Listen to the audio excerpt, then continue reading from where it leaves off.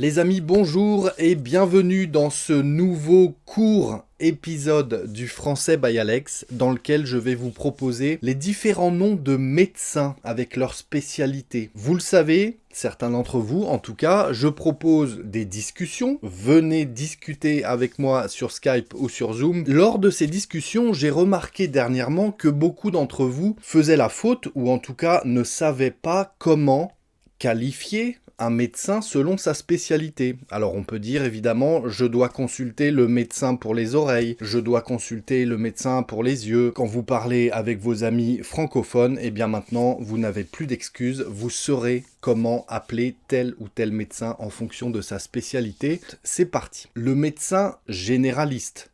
C'est la médecine générale, c'est le médecin de famille en quelque sorte. Ce sont les soins médicaux de base pour les patients de tout âge. N'oubliez pas que dans tous les cas, on va dire je vais chez le médecin, j'ai rendez-vous chez le médecin. Le deuxième, le plus courant, qui en général n'a pas très bonne réputation parce que ça peut faire mal, c'est le dentiste, d'accord ? Le médecin pour les dents, c'est le dentiste. J'ai rendez-vous chez le dentiste parce que j'ai des caries, parce que je dois me faire changer une dent, etc.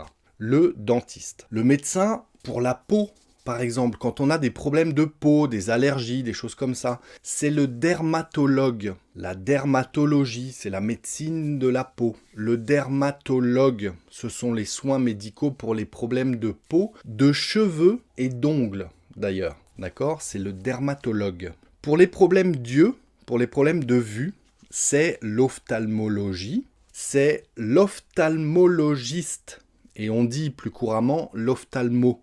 Vous savez qu'on mange beaucoup de mots en français, eh bien les noms de médecins selon leur spécialité ne dérogent pas à la règle, on dit ophtalmo pour dire ophtalmologiste. J'ai rendez-vous chez l'ophtalmo pour me faire contrôler les yeux. Pour les oreilles, les problèmes d'oreilles, c'est un nom très compliqué qu'on a abrégé, qu'on a raccourci avec les 3 lettres, les 3 initiales, c'est l'ORL.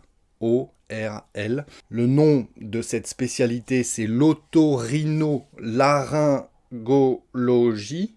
Donc on peut dire l'otorhinolaryngologiste. On va dire l'ORL. J'ai rendez-vous chez l'ORL, L''ORL. C'est comme ça qu'on dit en français, donc n'hésitez pas. L'ORL, ce sont les soins, enfin en tout cas le médecin qui s'occupe des soins médicaux pour les problèmes d'oreille, de nez éventuellement ou de gorge. Ensuite, pour les petits problèmes dans la tête, on va dire, c'est la psychiatrie.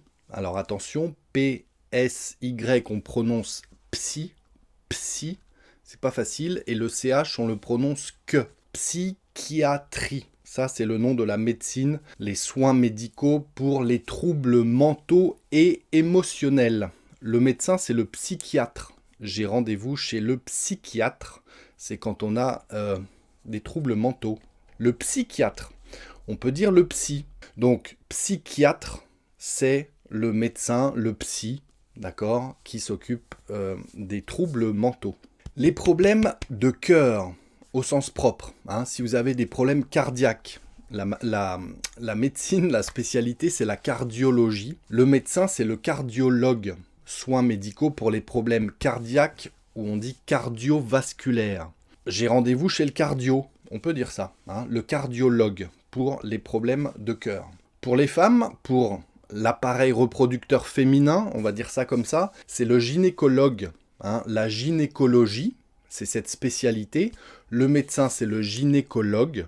Et on va dire couramment le gynéco. J'ai rendez-vous chez le gynéco. C'est le médecin qui s'occupe des soins de santé liés à l'appareil reproducteur de la femme. On va dire ça comme ça. La gynécologie. Le gynéco. Le 8e, les soins médicaux pour les nourrissons, les bébés. Les enfants, voire les adolescents, mais c'est plutôt pour les bébés, les jeunes enfants, c'est le pédiatre. La pédiatrie, c'est la spécialité, le nom du médecin, c'est le pédiatre. Pédiatre, c'est le médecin dont la spécialité est les soins médicaux pour les bébés, pour les nourrissons, pour les jeunes enfants, le pédiatre. Pour les problèmes liés au système digestif, la gastro-entérologie, c'est la spécialité. Le médecin, c'est le gastro-entérologue qui s'occupe donc des soins médicaux pour les problèmes du système digestif. C'est le gastro-entérologue. J'ai rendez-vous chez le gastro. On va dire, j'ai une gastro, c'est la maladie. Hein, je vous passe les détails, je ne vous fais pas un dessin comme on dit. Quand on a une gastro, des gros problèmes de digestion, voilà, vous avez compris, eh bien on va consulter un gastro-entérologue, le spécialiste des soins médicaux pour les problèmes du système digestif, le gastro-entérologue. Ensuite, quand on doit faire une radio ou un scanner peut-être hein, d'une partie du corps, on va chez un radiologue, un cabinet de radiologie. Là où nous pouvons faire des radios, il y a les appareils adéquats, appropriés pour faire une radio ou un scanner par exemple. Le médecin, dont la spécialité c'est l'imagerie médicale, c'est comme ça qu'on dit, pour diagnostiquer ou traiter des maladies, il s'appelle le radiologue. J'ai rendez-vous chez le radiologue. Et le dernier, en général pas forcément désagréable, par exemple pour aller se faire masser ou bien pour faire des exercices pratiques. Quand c'est douloureux, oui, c'est pas forcément agréable en fait, c'est le kiné. La médecine, c'est la kinésithérapie. Le médecin, c'est le kinésithérapeute. On va dire plus simplement, parce que le mot est très long, le kiné. Alors, la spécialité, vous avez compris, c'est la réhabilitation physique, le traitement des troubles musculo-squelettiques. Bref, vous vous cassez une jambe, vous vous cassez un bras, il y aura de la rééducation physique à faire auprès d'un kiné. Un kinésithérapeute, on va dire un kiné. J'ai rendez-vous chez le kiné la semaine prochaine. Voilà les amis, ça en fait 11. Vous n'avez plus d'excuses. Maintenant, vous connaissez 11 spécialités. Il y en a plein d'autres, mais c'est déjà pas mal dans la vie courante. Si cette leçon vous a plu, un petit pouce, ça fait toujours plaisir. Pensez à vous abonner. Et si vous en voulez encore, je vous invite à me suivre dans cette leçon. À très bientôt les amis. Ciao.